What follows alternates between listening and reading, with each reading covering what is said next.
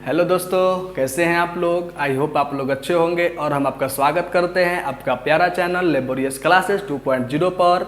और आज हम एक नए वीडियो के साथ और जोश जुनून भरने के साथ आए हैं, क्योंकि परीक्षा एकदम नज़दीक है और डेडिकेट होकर पढ़ाई करना है। ठीक, तनिक भी लापरवाही नहीं चाहिए। और इसी लापरवाही को ना देखते हुए हम भी लापरवाही नहीं कर रहे हैं, इसलिए आपके लिए कल जो ऐसा कहे थे हम ऑब्जेक्टिव क्वेश्चन लाएंगे आपके लिए। देखिए, मैथ का पहल का चैप्टर का ऑब्जेक्टिव क्वेश्चन हाजिर है। हालांकि आपको बोर्ड पर सिर्फ 6 ही क्वेश्चन दिख रहे होंगे। यदि आप वीडियो के अंत तक टिके रहते हैं तो आपके लिए बहुत धन्यवाद। और बहुत महत्वपूर्ण बाबू क्वेश्चन किए जाएंगे। ऐसा नहीं कि हम सिर्फ क्वेश्चन बताएंगे और रेशन कराएंगे बाबू, नहीं, क्वेश्चन के साथ साथ आपको ये भी बताएंगे, उसके टाइप के 2-4 और क्वेश्चन बताते चलेंगे। हालांकि हम आज 6 क्वेश्चन के बदले आपको हम कम से कम आज 20 ही क्वेश्चन करा पाएँ, लेकिन बाबू हो सकता है बेहतरीन तरीके से करा पाएँ। और आप लोग बढ़िया से ध्यान दीजिएगा और चैनल को प्यार दुलार दीजिए।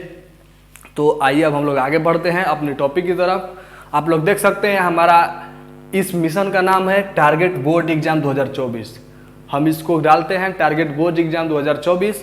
अगर यूट्यूब पर भी आप लोग हैशटैग टारगेट बोर्ड एग्जाम 2024 लिखेंगे तो हमारा ही वीडियो मिलेगा।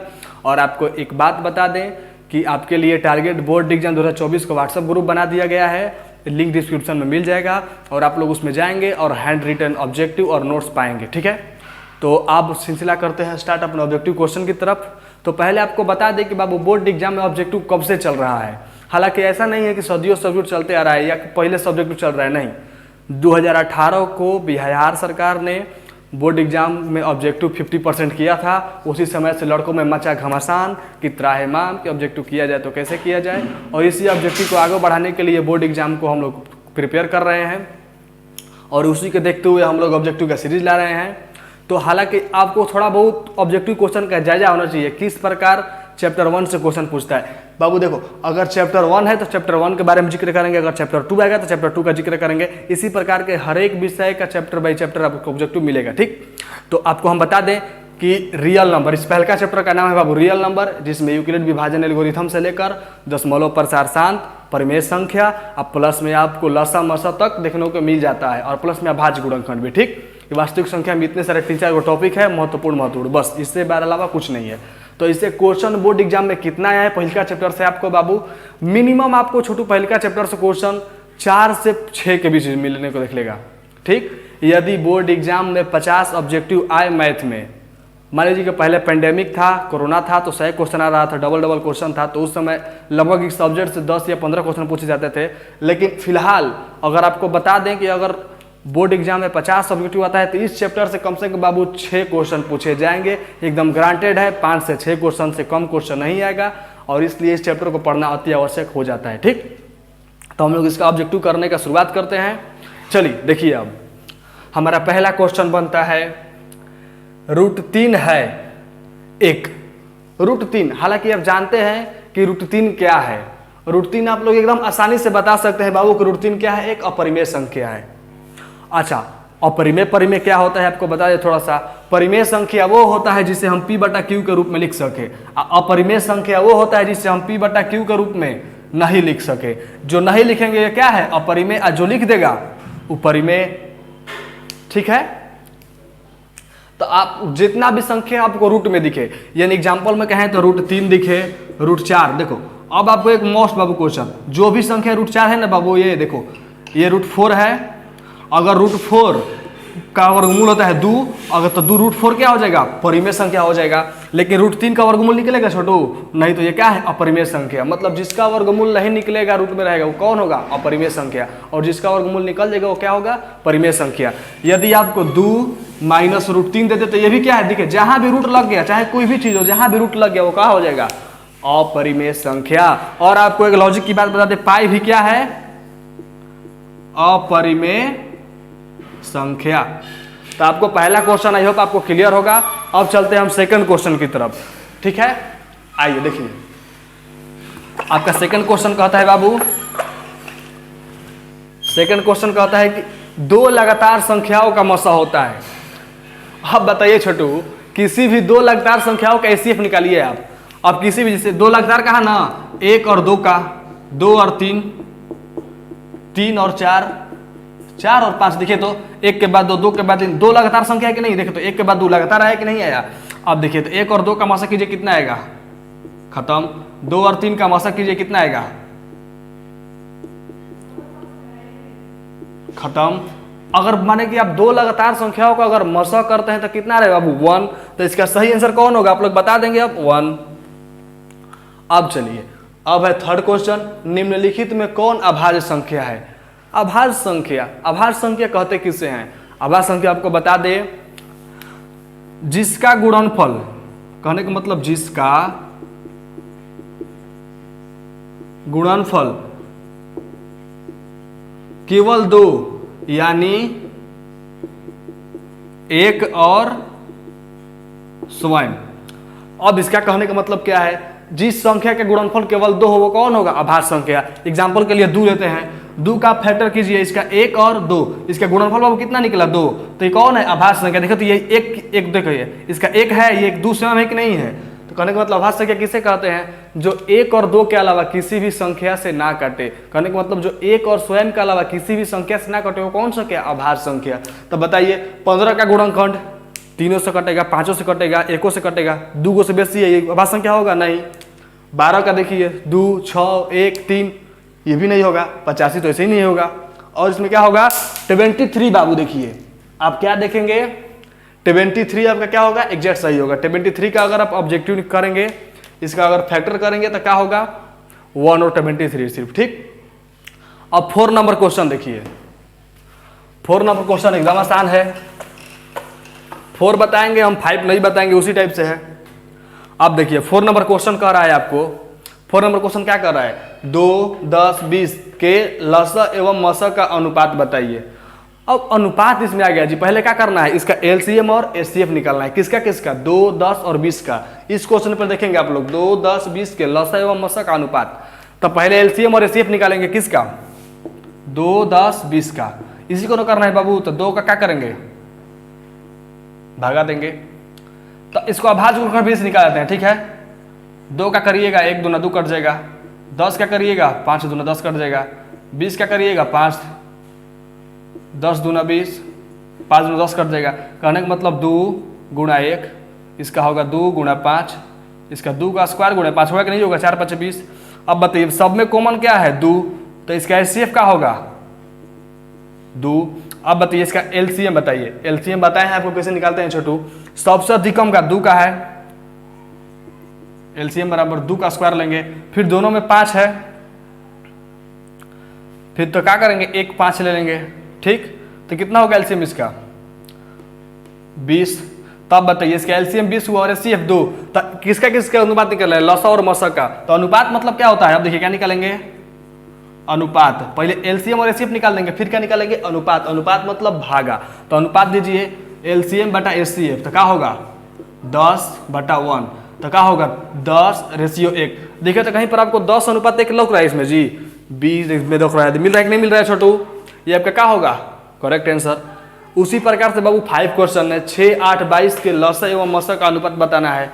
आई होप आप लोग इसको बता पाएंगे और हम पूर्णतः आशा करते हैं आपको क्वेश्चन समझ में आ रहा होगा। तो आप लोग लाइक कीजिए और नहीं समझ में आ रहा तो कमेंट कीजिए क्या सुधार किया जाए।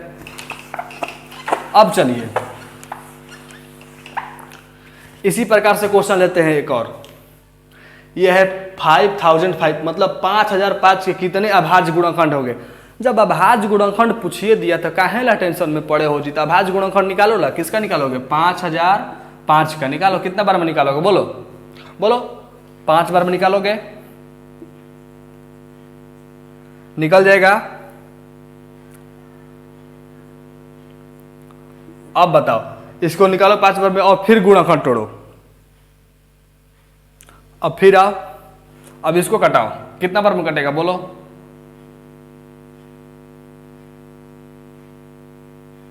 चलो अब देखो इसका अभाज्य गुणनखंड निकालेगा आप लोग। ठीक है, इसी प्रकार से बाबू अभाज्य गुणनखंड निकलता है। अभाज्य गुणनखंड निकाल के बताएंगे इसका कितना गुणनखंड होगा।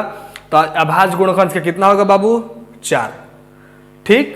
तरफ हमारा देखिए बाबू नेक्स्ट क्वेश्चन कहता है, 7 नंबर क्वेश्चन कहता है निम्नलिखित में कौन अपरिमेय संख्या है? हालांकि हम आपको परिमेय और अपरिमेय संख्या बाबू बता चुके हैं, फिर भी हम बताना चाहते हैं आपको।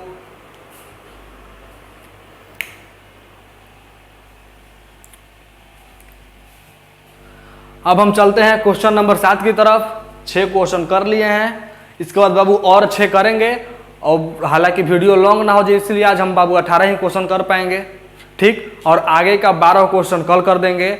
देखिए बाबू, देखिए छोटा छोटा वीडियो रहेगा, आपको देखने में आसानी होगा, ठीक। अब चलिए 7 नंबर क्वेश्चन देखिए, निम्नलिखित में कौन अपरिमेय संख्या है? तो अब बताइए, अपरिमेय संख्या बताए हैं किसे कहते हैं? जिसे P बटा Q के रूप में ना लिखा जा सके, माने जिसे P बटा Q के रूप में ना लिख सके, वो कौन संख्या? अपरिमेय संख्या। तो चलिए देखते हैं, रूट 36 दिया है जी। अब आप लोग बताइए, आपका पहला ऑप्शन है रूट 36। 36 का वर्गमूल क्या होता है? 36 का वर्गमूल होता है 6। अब बताइए 6 अगर रूट से बाहर ही निकल जाएगा, इसके बराबर में क्या हो जाएगा? 6। तो आप बताइए 6 परिमेय है कि अपरिमेय? परिमेय। अब बताइए 8 माइनस रूट 16, 16 का वर्गमूल होता है 4, तो 8 में से 4 घटेगा, बराबर में क्या होगा इसका? 4। अब 4 परिमेय है कि अपरिमेय? अब परिमेय है बाबू, ये कौन संख्या है? परिमेय। अब बताइए रूट 4 माइनस रूट 2, तो रूट 4 का वर्गमूल होता है 2 माइनस रूट 2। अब बताइए यहाँ पर रूट आया कि नहीं आया, यानी कौन संख्या है? अपरिमेय संख्या। क्या इनमें से कोई नहीं होगा? नहीं, सी इज द करेक्ट आंसर। आप देखिए सबसे छोटी भाज्य संख्या और छोटी अभाज्य संख्या का मशक क्या होगा? अरे छोटू, भाज्य संख्या किसे कहते हैं? What is composite number? एकदम स्ट्रिक्टली होकर बढ़ो, व्हाट इज कंपोजिट नंबर? भाज्य संख्या किसे कहते हैं? भाज्य संख्या वैसी संख्या जो एक और स्वयं के अलावा किसी भी संख्या से कट जाए, उसे कौन संख्या कहेंगे? भाज्य संख्या कहेंगे। या इसे कहते हैं जिसका गुणनफल 2 से अधिक हो। अभाज्य में कहता है गुणनफल 2 था खाली, इसमें गुणनफल 2 से अधिक, उसे कौन कहेंगे? भाज्य संख्या। अब बताइए एक क्या भाज्य संख्या, इसका गुणनफल कब होगा? 1। नहीं तो भाज्य है, नहीं अभाज्य है। 2, 1 और 2, इसका गुणनफल 2 गो है, तो ये भाज्य है? नहीं।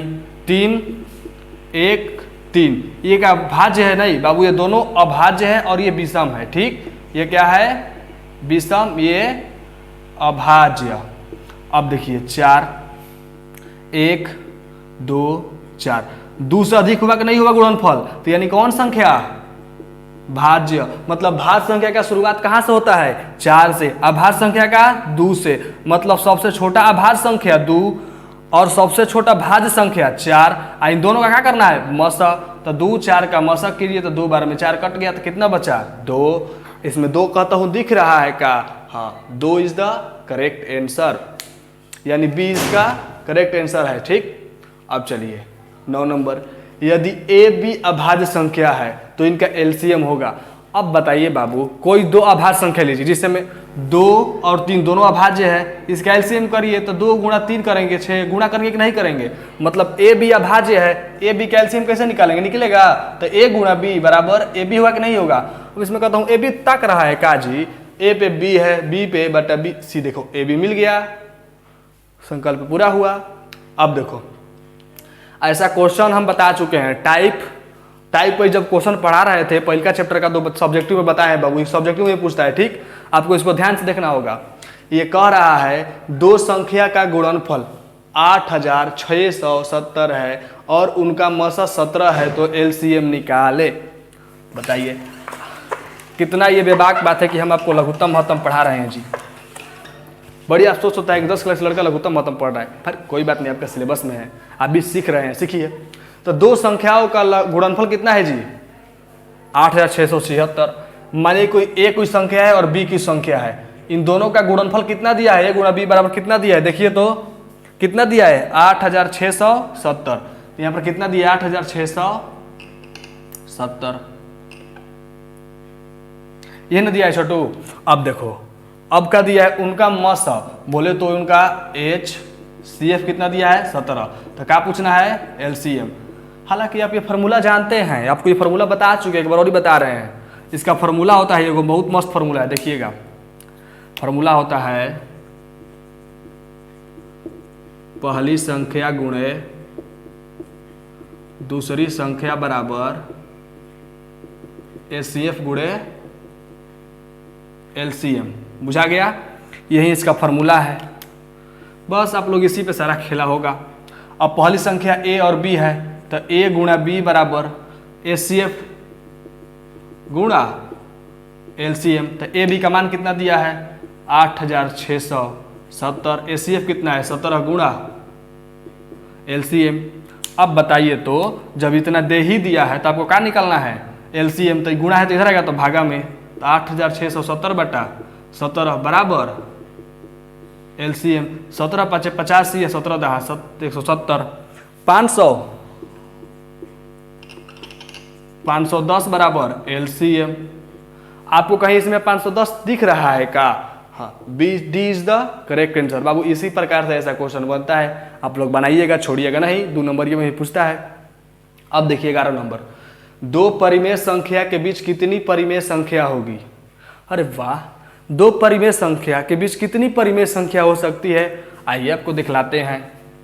अब आपको दिखला दें बाबू, इसको नोट कर लीजिएगा। देखिए ये फॉर्मूला जो है नोट कर लीजिएगा आप लोग। चलो क्या बताना है, 2 परिमेय संख्या के बीच कितनी परिमेय संख्या होती है? आपको हम 2 को परिमेय संख्या 2 और 3 दे रहे हैं, बताइए इनके बीच कितनी परिमेय संख्या? देखिए तो 2.1 2.12 2.1 2 3 2.1 2 3 4 करते करते बाबू कितना जाएगा? अनंत तक जाएगा। कोई अंत है इसका? नहीं। तो 2 परिमेय संख्याओं के बीच कितनी परिमेय संख्या? अनंत। कहीं अनंत लिख, हाँ देखो D is the correct answer. अब 12 नंबर क्वेश्चन देखो, निम्न में कौन परिमेय संख्या है? अब ढूंढिए परिमेय संख्या। आपको अपरिमेय बता दिए कैसे ढूंढना है। देखिए √5 इसका कोई वर्गमूल है? नहीं, तो कौन है? अपरिमेय। 2√3 इसका कोई वर्गमूल है? नहीं, तो कौन है? अपरिमेय। आपको क्या ढूंढना है? परिमेय। अब √16 देखिए, √16 का वर्गमूल 4, यानी परिमेय हो सकता है ना जी, लेकिन एक और ही है, एक और देख लेते हैं। 4 - √5 तक ये कैसे होगा जी? √5 का वर्गमूल हो सकता है कब? नहीं, ये क्या होगा? √16, क्योंकि इसका वर्गमूल निकलेगा तो क्या होगा? 4। करिए विचार, हम लोग करते हैं ऑब्जेक्टिव का मारधार। अब आगे देखेंगे बाबू अगला क्वेश्चन, और आप लोग देखते रहिए लेबोरियस क्लासेस 2.0। चैनल को सब्सक्राइब कीजिए। चलिए अब स्टार्ट करते हैं 30 नंबर क्वेश्चन की तरफ। अब हम लोग देखते हैं क्वेश्चन नंबर 13, जिसमें आपको देखते हैं क्या कहता है क्वेश्चन नंबर 13। तो ये कहता है किसी पूर्णांक m के लिए सम संख्या होगा। अब पूर्णांक क्या होता है? पूर्णांक संख्या बाबू किसे कहते हैं? अरे बाबू जिसमें देखो ये 0 हो गया, 1 2 3 प्लस है, -1 -2 -3, इस सारी संख्या को कौन संख्या कहेंगे? पूर्णांक संख्या। जिसमें माइनस प्लस दोनों का कौन होगा? पूर्णांक संख्या। सम संख्या जो 2 से अच्छी तरह से कटे वो कौन संख्या? सम संख्या। तो यही पूछ रहा है किसी m पूर्णांक के लिए सम संख्या इनमें से कौन होगा? यदि m पूर्णांक संख्या है, यानी m बराबर क्या कह रहा है छोटो? देखो पूर्णांक मतलब m बराबर 1 2 3 -4 -5, इस संख्या रखने पर सम संख्या आना चाहिए। तो पहले का m + 2 है, तो आप देखो तो इसमें 1 + 2 रखो तो क्या होगा? 3। ये पूर्णांक है जी, सम पूर्णांक है। देखो तो, लेकिन देखो तो 2 + 2 रखेगा तो क्या आएगा? 4। लेकिन बाबू एक क्या रहा है? 3, तो पूर्णतः ही सम है? नहीं। अब देखो 2m + 1, 2m + 1 में रखो 2 × 1 + 1 3, 2 × 2 + 1 बराबर 5। यानी क्या रहा है? सब विषम आ रहा है कि नहीं? अरे ये सम है? नहीं। अब देखो सी, देखो सी में क्या है? 2m है। अब देखो 2m बराबर 2 × 1 रखो 2, 2 × 2 रखो 4, 2 × 5 रखो 10। देखो विषम भी रख लो तो सम आ रहा है, तो मतलब क्या हो सकता है? सी हो सकता है। तो हमारा कौन आंसर होगा? सी इज द करेक्ट आंसर। अब देखो पूछ रहा है 14 नंबर क्वेश्चन देखो, 0 से 50 के बीच कितनी विषम संख्याएं हैं? अब गिनो विषम संख्या है कितनी 0 से 50 के बीच। देखो विषम संख्या 1 3 5 7 11 ऐसे लिखेगा जी, 50 तक लिखेगा, ऐसे ही ना? तब बहुत खूबसूरत, तो लोग बहुत होनहार लड़का है। अब देखो इन दोनों के बीच का अंतर कितना है बाबू? 2। टोटल निकालना कितना है? 50 तक। तो 2 का क्या करेंगे? 50 में भागा बराबर 25, मतलब 0 से 50 के बीच 25 विषम संख्या निकल गया। इसी तरह से सम संख्या निकालते हैं। अब देखो कितना सम विषम संख्या हुआ? 25 इज द करेक्ट आंसर। अब देखो कह रहे निम्न में कौन अपरिमेय नहीं है? अपरिमेय परिमेय आप लोग से वाकिफ होंगे, बताइए इनमें से कौन? ई बाबू क्वेश्चन बढ़िया से बोर्ड में देखना, अगर यहाँ पर लिखा है परिमेय नहीं है, यही तो तुमको मार देगा। तुम देखेगा कि परिमेय है, ये पूछेगा परिमेय नहीं है। क्या पूछ रहा है? अपरिमेय नहीं है। तो बताइए कौन इसमें से अपरिमेय नहीं है छोटू? कौन अपरिमेय नहीं होगा? देखिए रूट 10 देखिए, रूट 10 क्या परिमेय है? अपरिमेय नहीं है तो क्या परिमेय होना चाहिए? देखिए तो रूट 10 क्या है? अपरिमेय है। रूट 24 भी क्या है? अपरिमेय है। रूट 35 भी क्या है? अपरिमेय है। रूट 121 का वर्गमूल होता है बाबू 11, तो ये क्या है? परिमेय, मतलब ये अपरिमेय नहीं है। तुम्हारा क्या होगा? D is the correct answer. अब चलते हैं नीचे। 16 नंबर क्वेश्चन कहता है निम्न में किसका दशमलव प्रसार शांत है?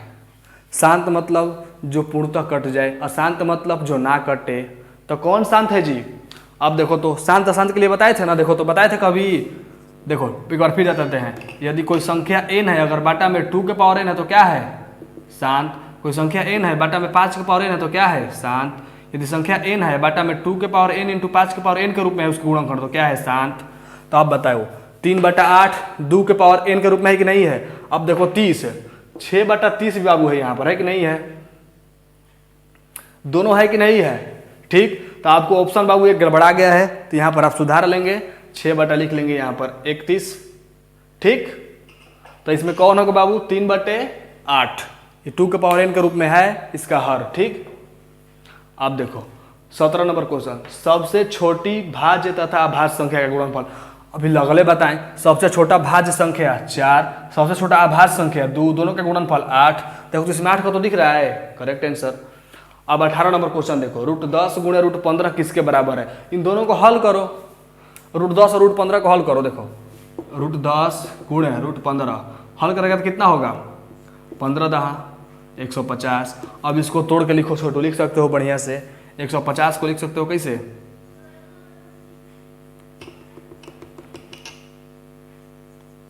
25 है क्या होता है? 150।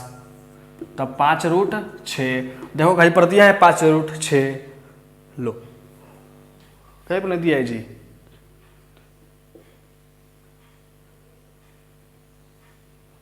पाँच रूट से नहीं दिया है कहीं पर। ओहो, इसी को बाबू बदलो। ठीक, यहां पर होगा 5√6। ठीक, तो आपका कौन आंसर होगा बाबू? 5√6 is the correct answer. I hope आप लोगों के ये 18 क्वेश्चन समझ में आए होंगे, और आए होंगे तो बाबू लाइक कीजिए। और बहुत मेहनत लगता है वीडियो बनाने में, आप लोग नहीं समझेंगे। ठीक है, तो चलिए धन्यवाद, और हम इसके आगे का टॉपिक कल करेंगे। जय हिंद।